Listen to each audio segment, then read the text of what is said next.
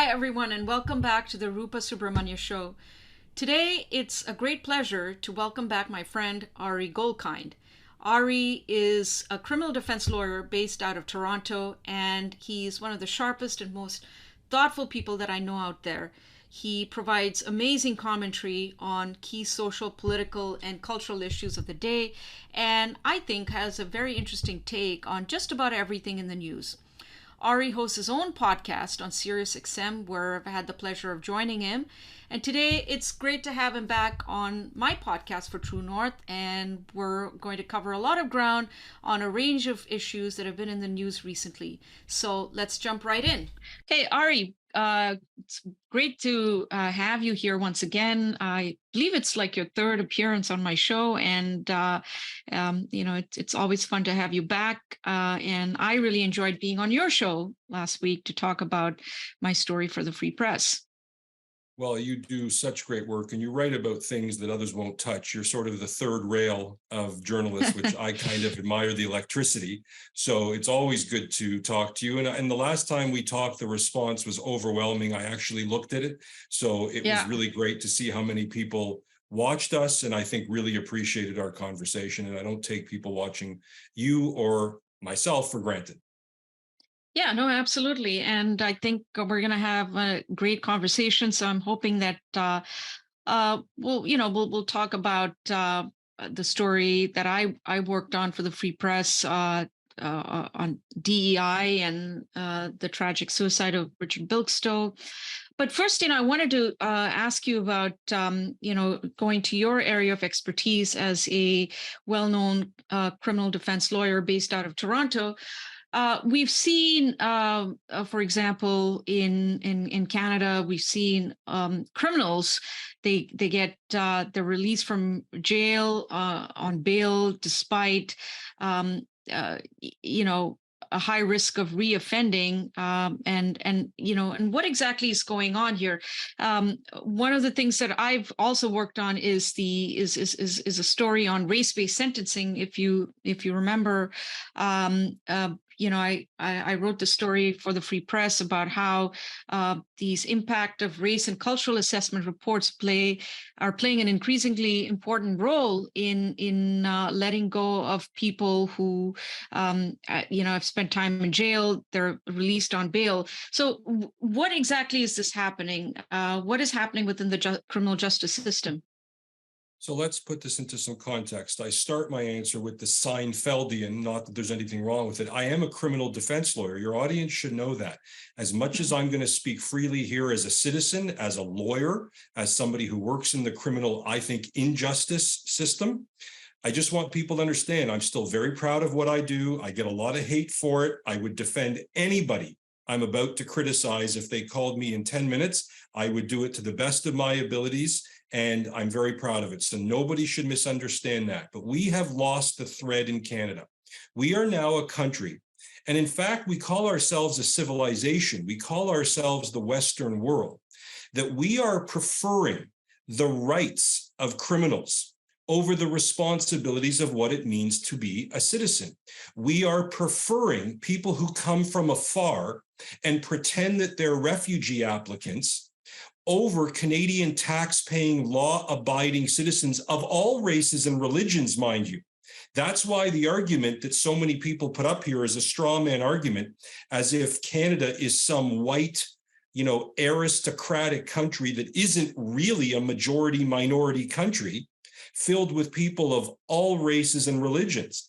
And when people of all races and religions who are here, who are citizens, who are paying taxes, now have to put clubs. Remember going to Canadian Tire and buying a club for your car, because now car theft is so rampant. Now you have to put your keys in a bag so that they don't operate that. You worry about getting carjacked when you're driving, and the only time the carjacking becomes a story is when it happens to a Toronto Maple Leaf.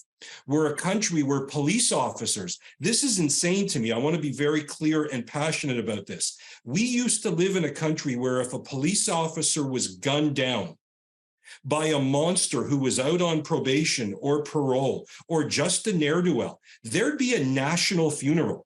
But now police officers are gunned down so often that the prime minister or the premiers of provinces don't even go to the funeral. They'll go to the opening of a door, but they won't go to a funeral for a police officer gunned down. And you just asked me a moment ago, Rupa, about the bail system.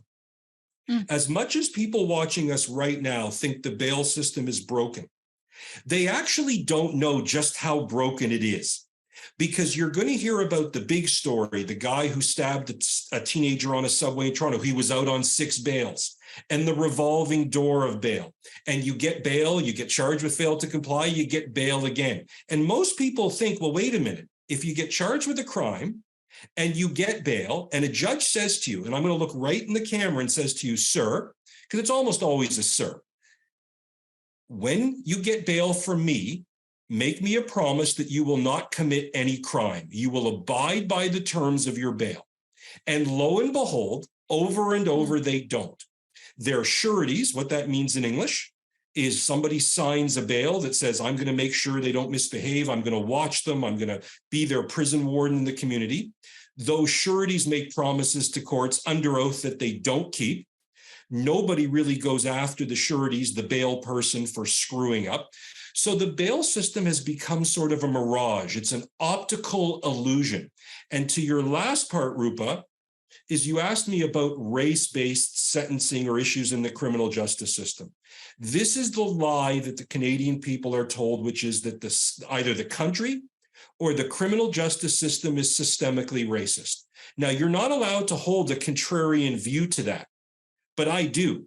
I can tell you that the criminal justice system bends over backwards, then does gymnastics, then does cartwheels to actually give preferential treatment to one race and one cultural background. And your listeners and your viewers right now who are watching us, Rupa, they pay for the privilege of this through what are called enhanced sentencing reports, $5,000 a pop. So if a person who's of one race or one cultural background gets charged with a crime, even that arguably has nothing to do with their background, and let me be very clear, there are a number of Indigenous people who were born into circumstances that you and I could never dream about, born with fetal alcohol syndrome, born with no parents, abused, left homeless at 7 years old. I have great sympathy for that person getting a bit of a different look given sort of the cultural issues in our country. But when you're now calling everything in our criminal justice system, when you're now saying simply because the color of your skin is different than mine, you deserve different or preferential treatment in the criminal justice system for no reason other than we live in a woke world, that is a criminal justice system that increasingly is losing the confidence of the public. And when the criminal justice system does not have the confidence of the public, and it's a criminal justice system, Rupa, that, as you know, people don't look at it this way, is meant to reflect moral blameworthiness. It's meant to say society looks at certain actions and says, no. When you have the pendulum swinging so that innocent people riding the subway, innocent people riding a bus to go to work, again, Rupa, all races and religions. Look at who rides the bus. If anybody looks at the video of the stabbing in Toronto, nobody looked like Conrad Black or Justin Trudeau. They didn't look like me. It was the most diverse racial subway car you'll ever see. But nobody seems to be concerned about the violence being perpetrated. I see it. I live it. I help further that system. I do believe in what I do. Again, full disclosure. But until we can have an honest conversation about who commits crimes and we stop being a nation of excuse makers, we're never going to put this country on the right track. So someone who believes in race-based sentencing, let's stick with race-based sentencing for a minute here. A proponent of race-based sentencing will say, well, look, systemic racism is a real issue. There's been historical racism that certain communities have experienced, especially Black Canadians, for example, and because of that, that these historical injustices that they've experienced, that's had an effect on how they've been brought up, and it's had an effect on their lives.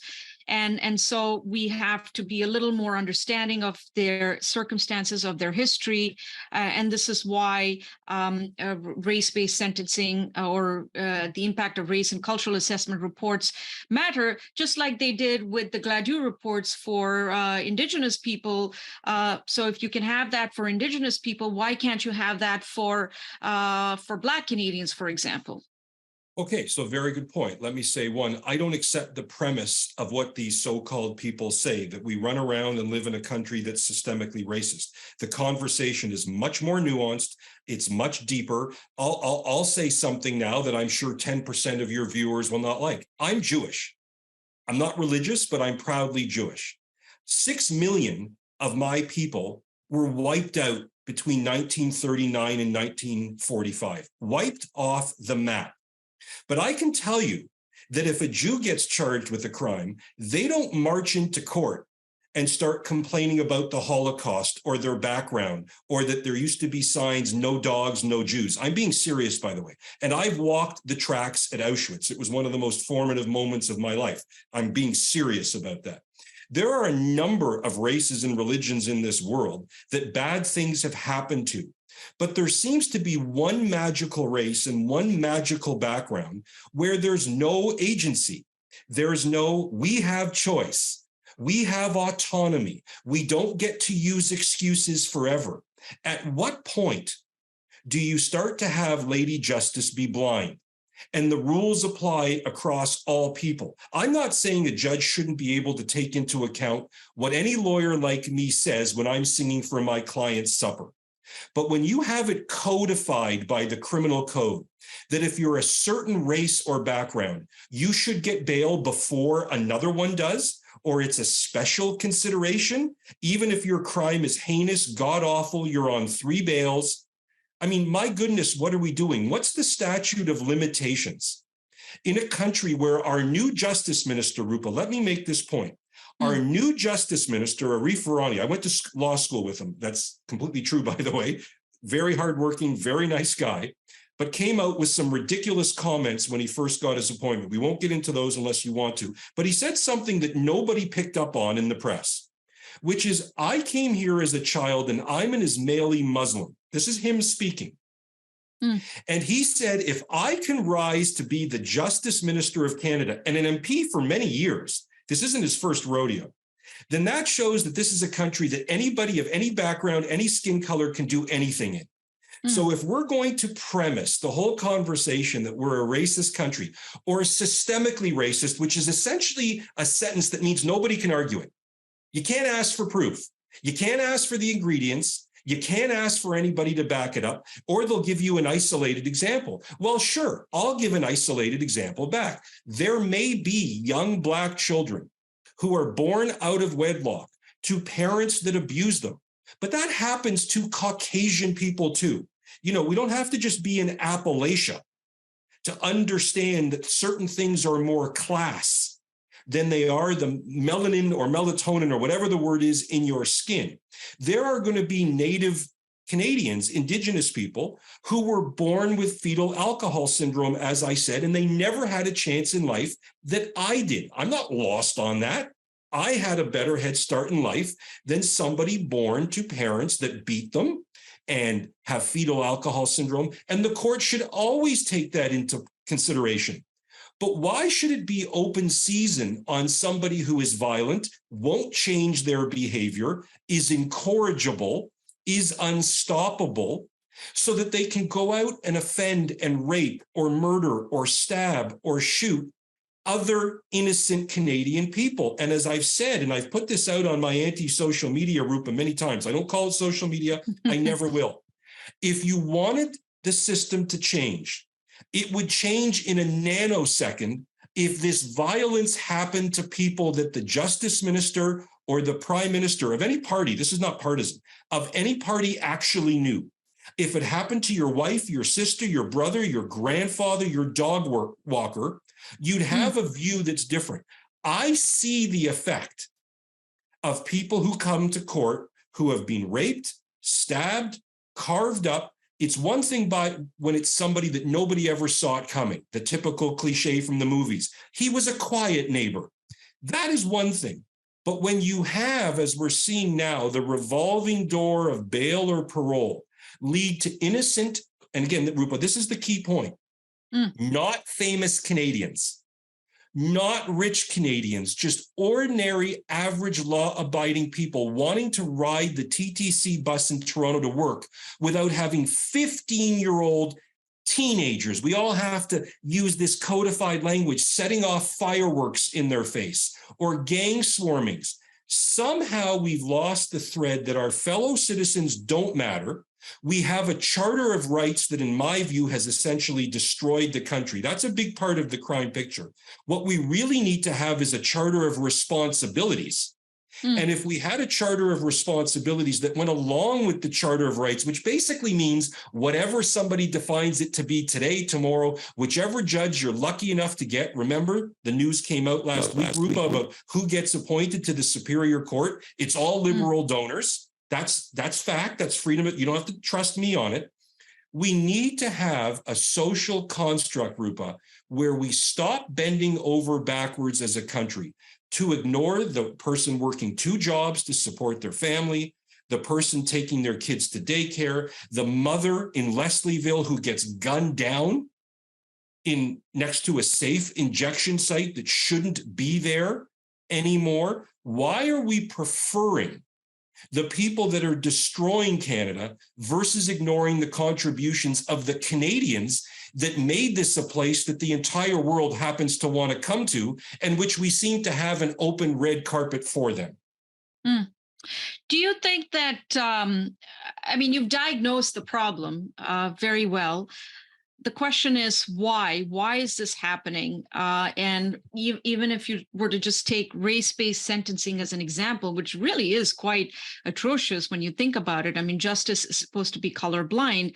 And this one person that I spoke to for my story, she lives in Ottawa, tragically lost her partner to a hit and run accident, and the guy just fled the scene. And eventually, when he was caught, he said it's because he was Black and he had suffered racism, and so therefore I saw that story. That was part of his impact and race and cultural assessment that happened during the course of his trial. And she said something she raised a very important question. Rupa, I get racism exists. I understand that, there are people who experience racism. I also recognize the atrocities that were committed against certain people, 100 years ago, or my ancestors were responsible for that. But why am I being penalized for this? For me, as a tax-paying a citizen of this country, why isn't justice colorblind? Why am I being held responsible for something that happened 300 years ago? Well, let's go into that story. I know you didn't plan to do it, but I actually know that case, Rupa. I actually know it. And that man that you're talking about didn't just make an instant mistake. He did a hit and run. He left somebody essentially to die. He drives away. He then does a cover-up. He then does more cover-up, more cover-up, more cover-up, and then some more cover-up, and then comes into court and starts trotting out the racial card. It's the get out of jail free card. Now, there may be certain instances where that's appropriate, but it's become the de facto de jure, main course of the day. And we live in a country that, because we live in a woke, identity politics, stupid country, and we are stupid. There is nobody that I would be unwilling to debate now that can say to me, Canada is better off than it was 8 years ago. There is no metric that this country is better off. And here's the kicker, Rupa, for ordinary, average, tax-paying, law-abiding citizens. If you're not in that group, Canada's the greatest place you could ever come. We are a complete joke.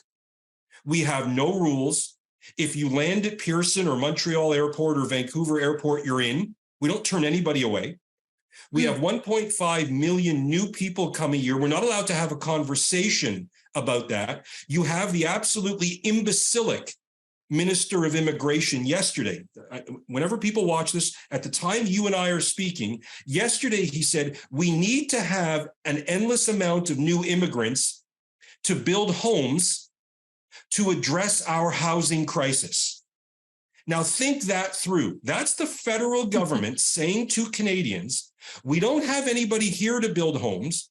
The demand for homes is outstripping supply. I wonder why. 1.5 million new people a year. But now our argument is going to be, we can't build these homes unless we let 1.5 million people in. It's literally insane, but I'm not diverting from your question about your friend. It's because we live in a country where you're only allowed to speak openly. You're only allowed to use your inside voice outside if you hold one set of views. If you hold another set of views, you are in danger of losing your job, your reputation, being called far right, like that debacle yesterday with Pierre Poilievre, where somebody said an expert calls you far right. I read who those experts are. I wouldn't trust them to butter my bagel, but somehow he has to answer that expert. Well, I'm an expert, Rupa. It's right in my anti-social media profile. But there's no view.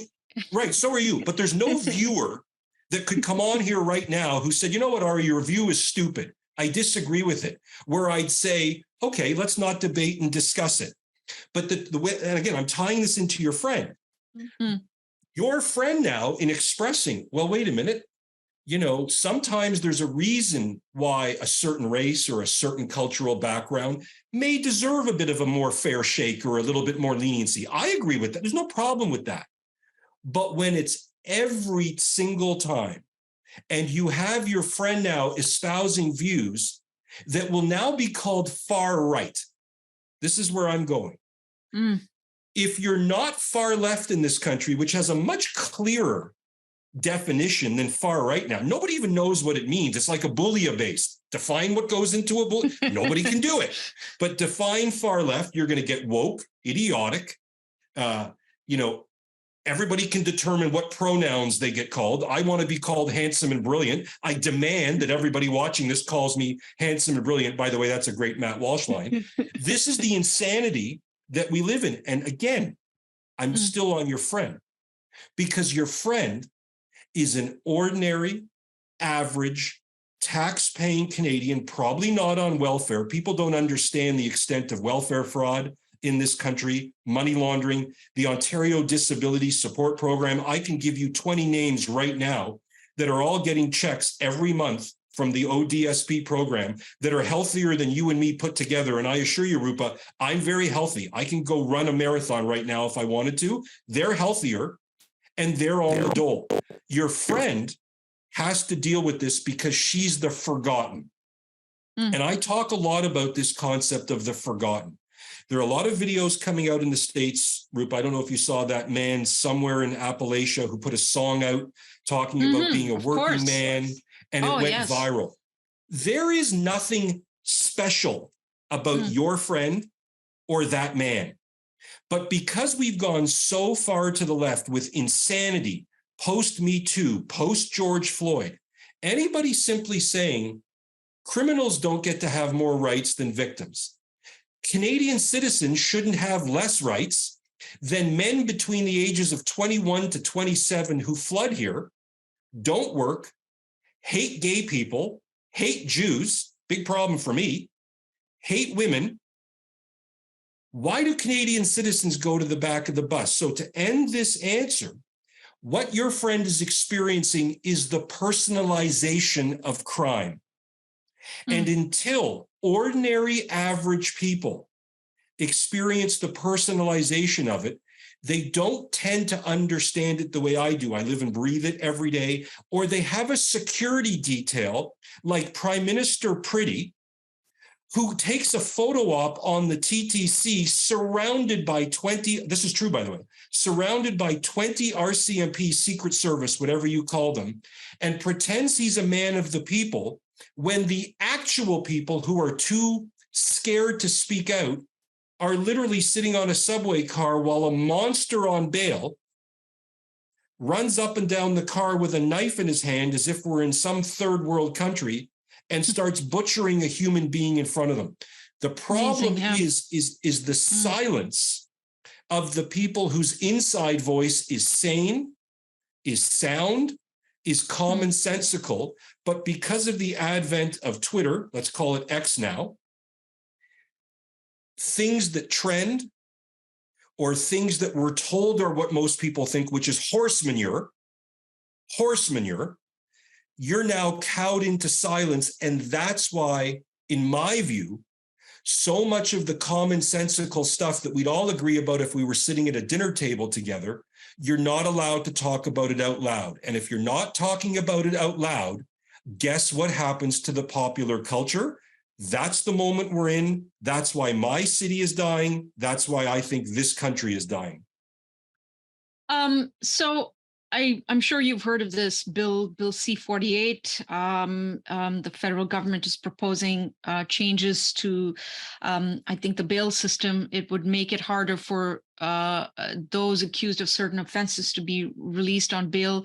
Bill C-48 would amend this criminal code so that those charged with a serious violent offense involving a weapon, I believe one with a maximum penalty of 10 years imprisonment, who were convicted of a similar offense within the last 5 years will face a reverse onus to get bail. So reverse onus apparently means the accused would have to show why they should be released instead of the prosecution having to prove that they should remain behind bars. So what do you make of this? I mean, is this going to do anything to address the rise in crime? So let me explain to your audience how the sausage is made, because they hear these words, well, the government's going to reverse the onus. And, you hear something like that. It's like somebody talking to me about a hedge fund. I don't get it. I can hear it. I just don't get it. I don't understand it. When somebody is charged with a crime, the premise is they should be released from the police station.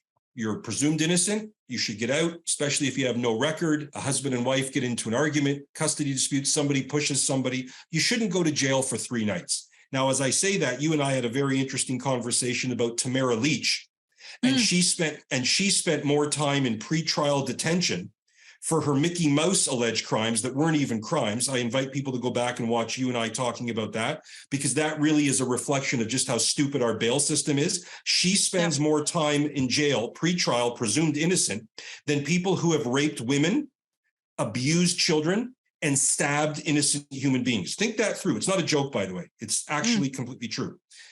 But now let's talk about this bill.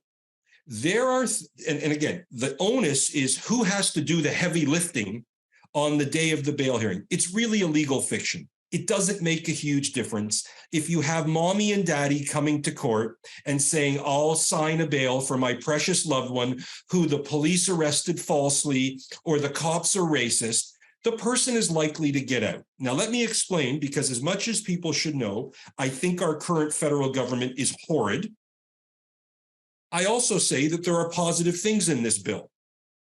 I also think the next federal government, whomever it may be equally horrid on a number of issues, because so much of this is the bureaucracy. So much of this is never going to change. You saw Pierre Poilievre be asked about immigration and said, would you consider lower numbers than the Trudeau government? And he wouldn't answer. And I'm a fan of his. So if anybody thinks there's going to be a magical change in Canada, I don't think that's coming. But so it's good to reverse the onus for certain things, particularly if you've had a serious violent offense in the last 5 years. But judges and justices of the peace are aware of all of this. We're not reinventing the wheel. My answer, Rupa, is a much more blunt one. Until we get rid of what I think would have made Martin Luther King Jr. go nuts, which is the color of your skin determines more than your character. Character, by the way, is also your criminality, your ability to follow the rules, your ability to respect authority. So again, I think this would have Martin Luther King Jr. spinning in his grave. My answer is you're never going to get meaningful change on bail until a number of things happen. One, you get rid of any race or cultural based preferences for who gets bail. The only question that matters is, are you dangerous or not? That's it.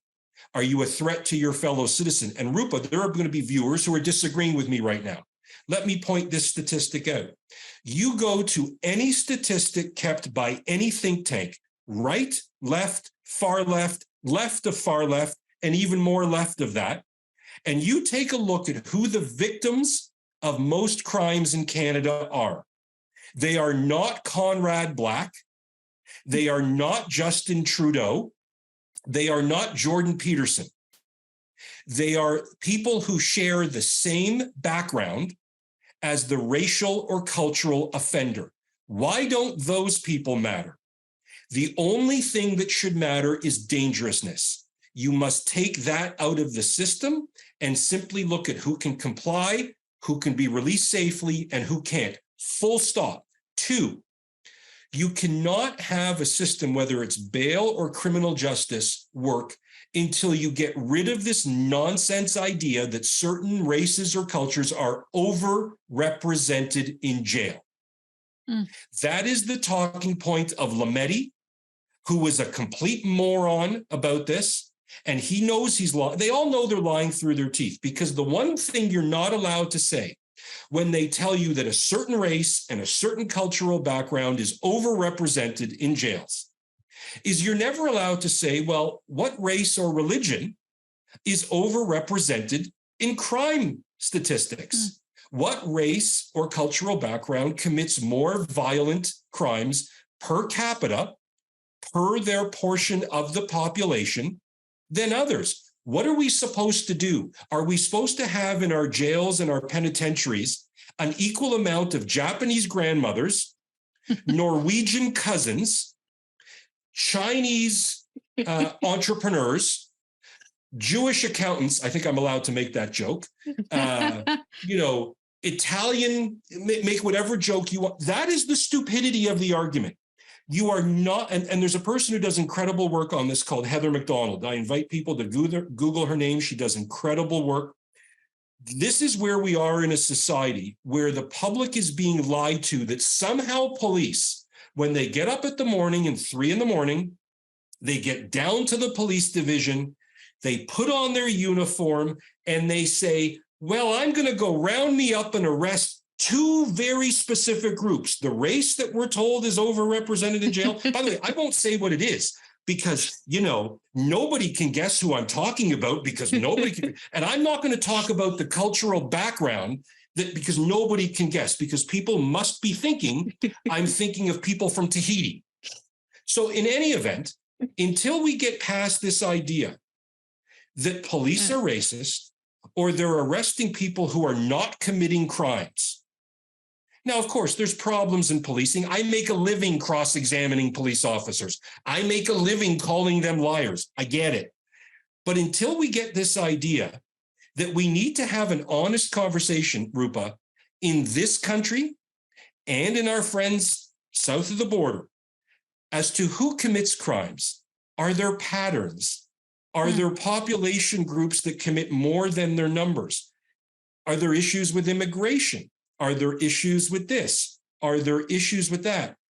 We are never going to have meaningful change, and I will take it right back to where I started with your friend.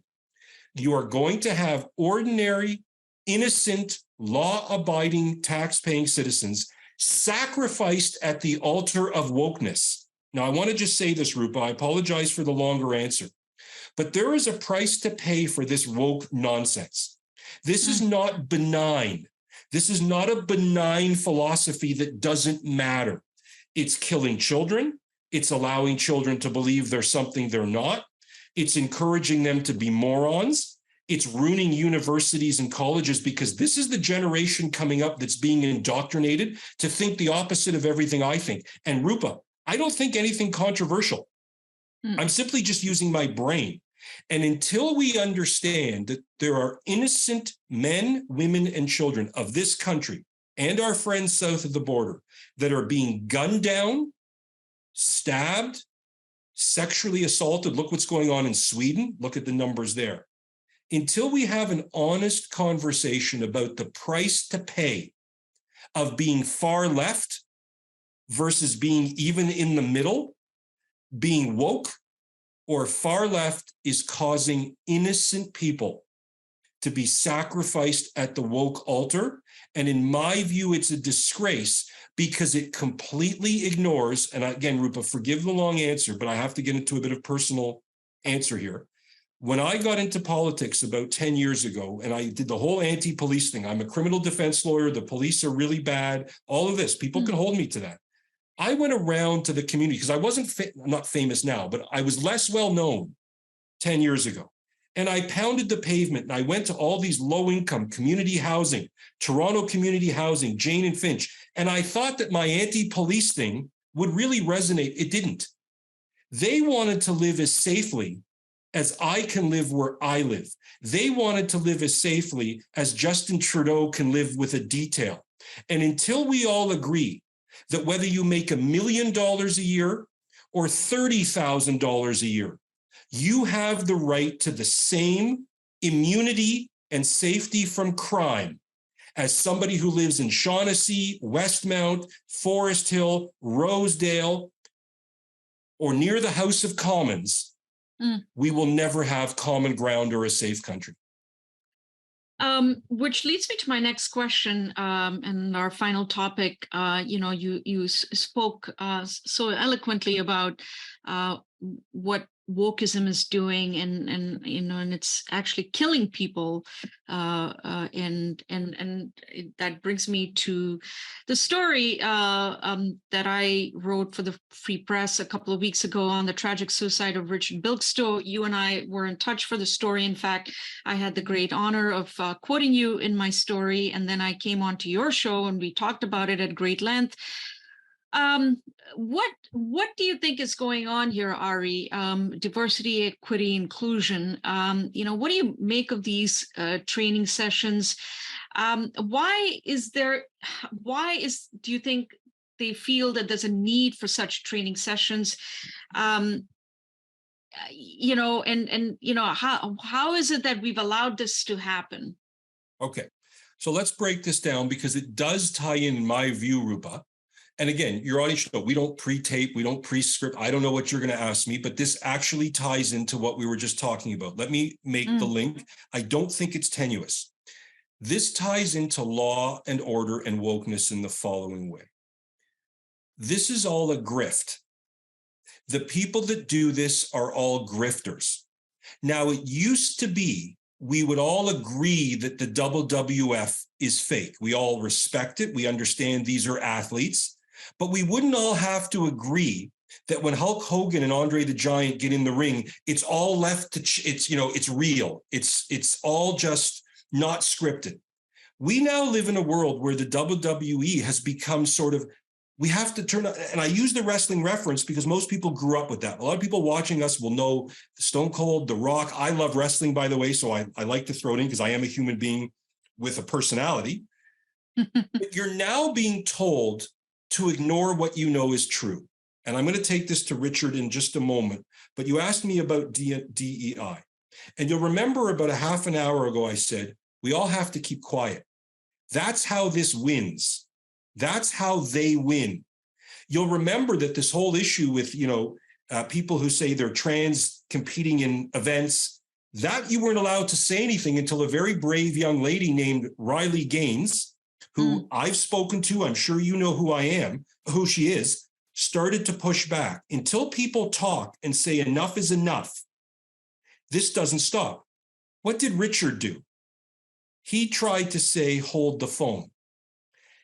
And a lot of your audience watching us, Rupa, right now, who hear my answer, they won't know what I'm talking about, but I invite them, not while they're watching us, but when we're done, go listen to how the monster who did that session spoke to Richard.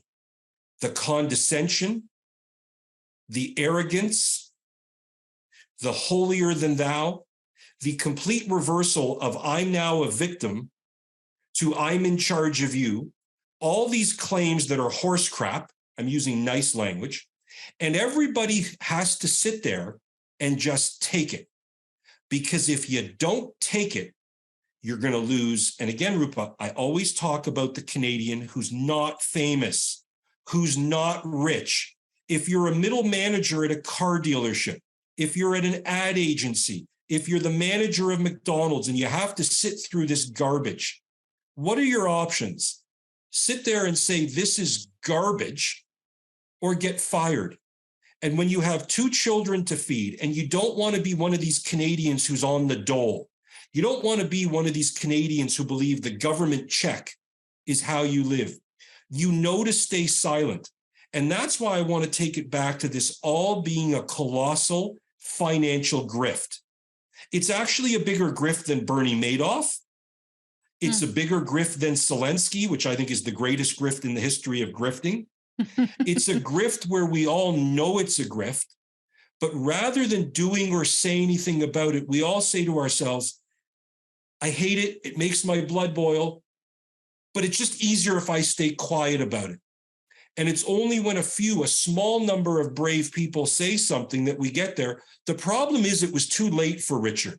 So while Stephen Lecce and the Ford government now and a number of people are coming out and sort of reacting to this, you must understand, Rupa, it's almost too late. Now, it's never too late, but it's all a grift. And when we live in a world where somebody who's late to Starbucks or late to Whole Foods, you'll know the famous story in the States, gets fired for being late 47 times, but then says being on time is white supremacy, and then gets $11 million from a jury who's too scared to do anything else.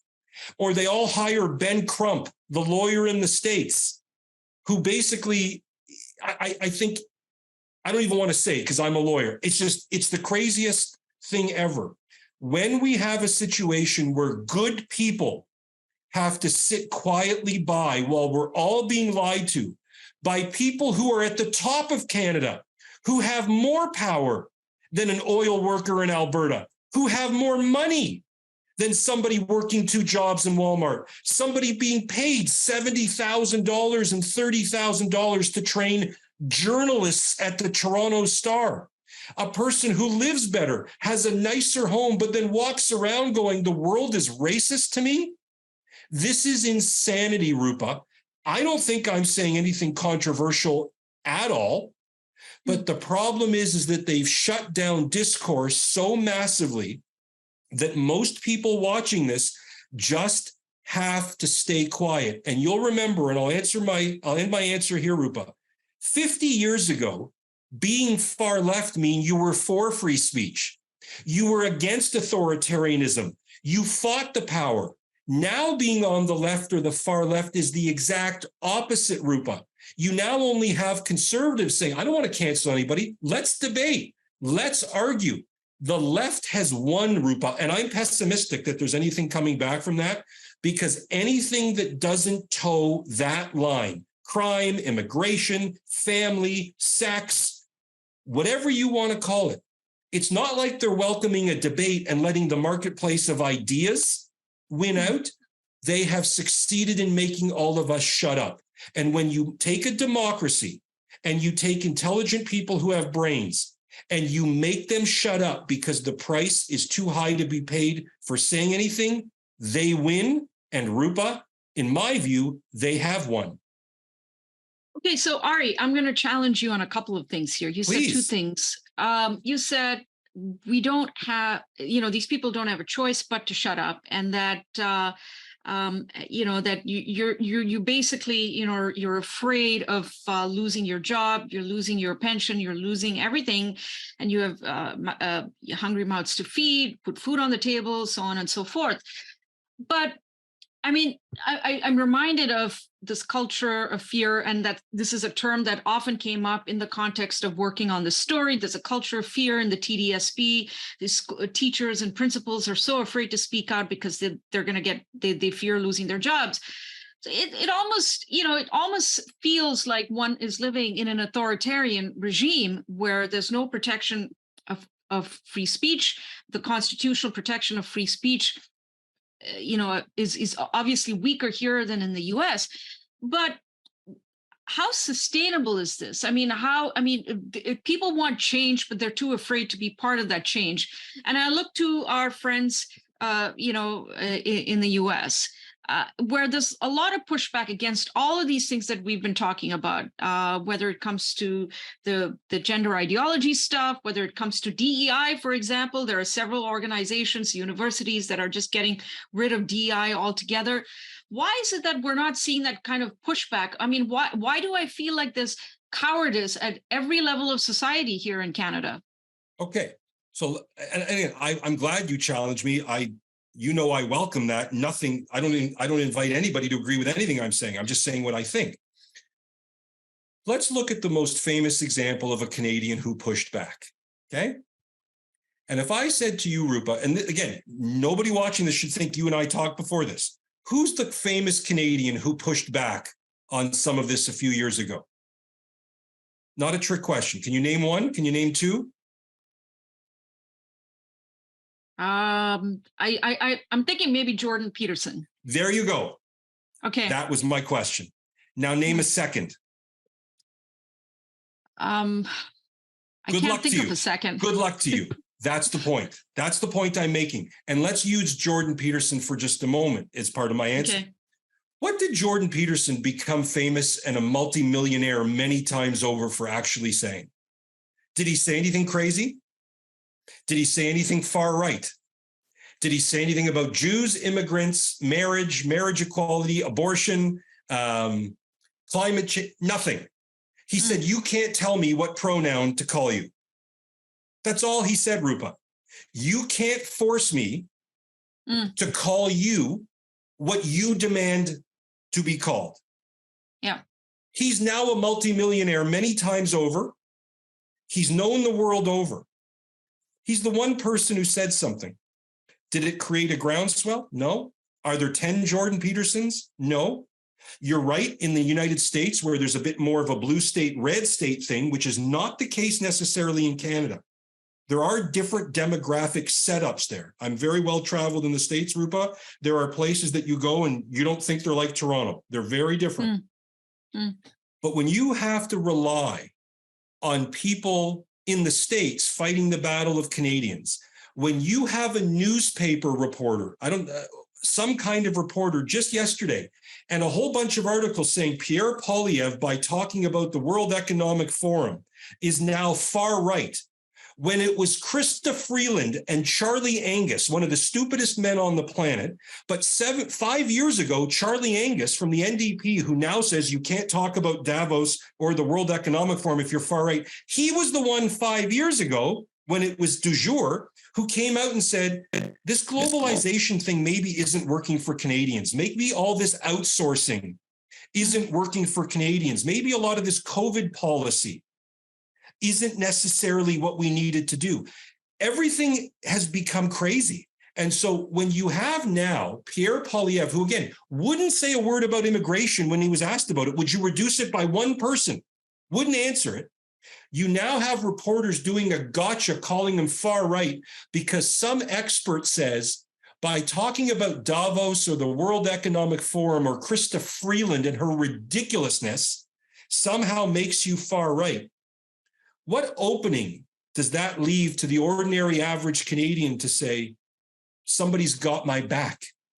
The problem in this country, Rupa, is it doesn't seem to me that anybody has the back of the majority of Canadians who are smart, commonsensical, realistic. I'm not talking about anything to do with anything other than common sense. No matter your race, no matter your religion, Rupa, if I sat down tonight with 100 people, the most diverse group of people in Canadian history, I guarantee you on 90 to 95% of issues, we would all agree if we broke bread together. We would all agree. The problem is there is nobody who I think truly has the back of the 90 to 95% of Canadians who I think have become forgotten in preferential treatment to the people like you talked about, the DEI trainer, grifter, fraudster, who gets to live the life of Riley, make all the money in the world there is to make now, while somebody working on an oil rig or driving a truck or working 2 jobs or having trouble getting daycare for their kids, those people are the forgotten. And that again, Rupa, is why I'm very pessimistic about this country. I am not Mr. Sunshine as much as I try and speak with a smile on my face.